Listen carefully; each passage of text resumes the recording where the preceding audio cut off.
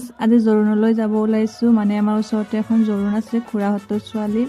আহি আকৌ দেখিছানে কইনাই কাণাবাল লতি আহি পালোঁ। যিখিনি সময় বহুত বেছি দুখৰ সময়, যিখিনি সময় ছোৱালীসকলৰ কাৰণে ক'বই নালাগে, এইখিনি কেৱল অনুভৱেই কৰিব পাৰি।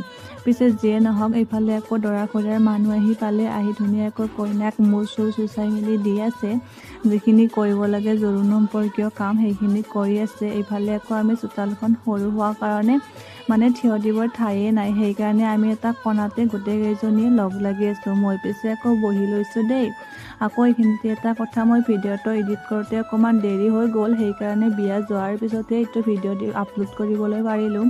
বাৰু যিয়ে নহওক, এইফালে আকৌ কইনাক ধুনীয়াকৈ কাপোৰ কানি দিছে। তাৰপিছত আমি ধুনীয়াকৈ চাহ খাবলৈ আহিলোঁ।